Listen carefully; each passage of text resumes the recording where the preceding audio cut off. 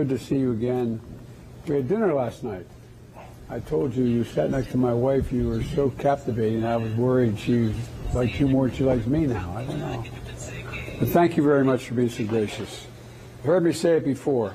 Nothing is beyond our reach, in my view. I really mean it.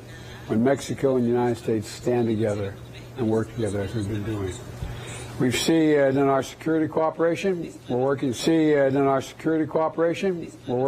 by side to combat arms trafficking, to combat tackle organized crime, and to address the opioid epidemic, and including fentanyl, which when we talk privately, I want to tell you about my great conversation with Xi Jinping on that issue. And in our economic cooperation, we're growing our economies from the bottom up and the middle out, so not just the wealthy benefit, but all our citizens benefit from our economic growth. And we see it in our work to strengthen supply chains, including through the America's Partnership for Economic Prosperity. And we've been cooperating there as well.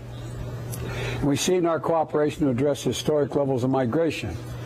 And I want to thank you, Mr. President, and your team, I really mean it, for the cooperation and your leadership in taking on this challenge. I know it's not easy. Together, we're taking a balanced approach that lies at the heart of the Los Angeles Declaration on Migration and Protection, and we and 19 other nations have signed on to that agreement. So it includes enforcing our borders, increasing reparations, and opening a historic number of legal pathways for migrants. So I want to thank you again, all the things that are of consequence to us. I couldn't have a better partner than you. Thank you.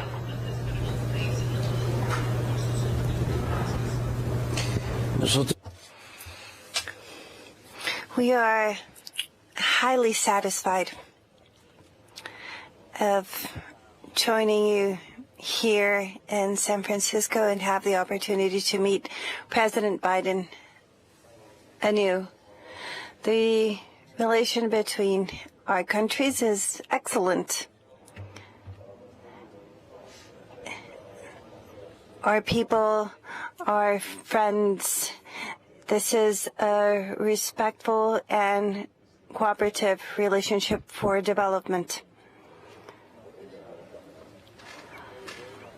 In recent years, basically due to this great relationship we have with our neighboring and brother country, we are commercial partners.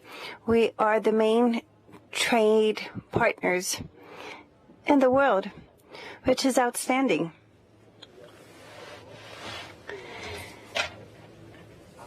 At the same time, there are around 40 million Mexicans working and living with decency in the United States, which strengthens our bonds. And, of course, progress needs to be made. Further progress needs to be made to address the migratory phenomenon. We're working on that jointly in coordination. And we wish to thank President Biden because he is the first president in recent times in opening legal pathways for migration.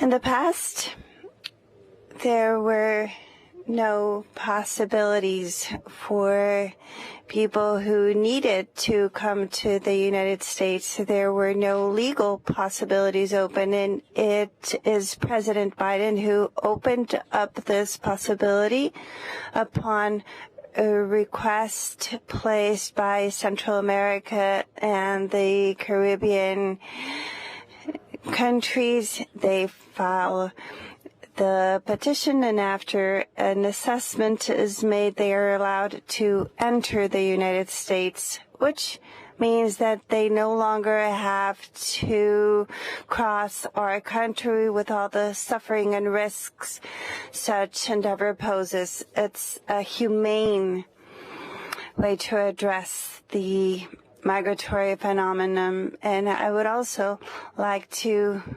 express and to state that he is the first president in the United States in recent times who has not built walls.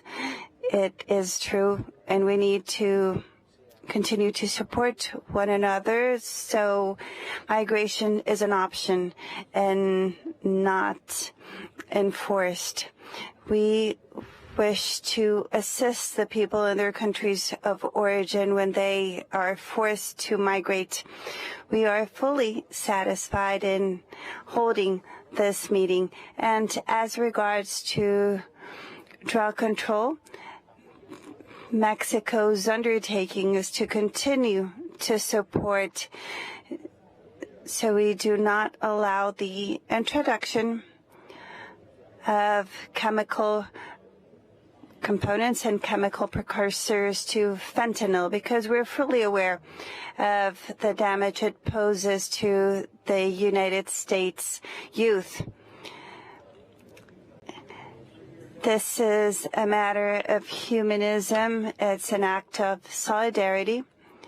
We are sincerely committed to continue to assist at our fullest capacity to prevent drug trafficking, namely the entrance of fentanyl and other chemical precursors.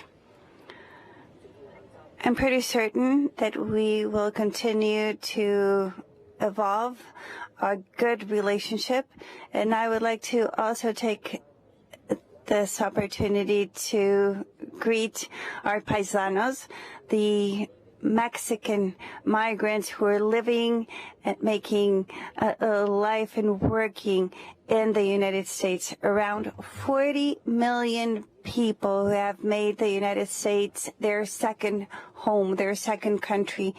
And I would also like to inform those who may not be aware of this, that in recent years, there are many American citizens who are moving to Mexico to stay there, to live in Mexico. So welcome, because we are brotherly countries. Thank you. This is what I wanted to say, as well as that we have a great relationship and you have an extraordinary president in the United States, a man with convictions, a good man.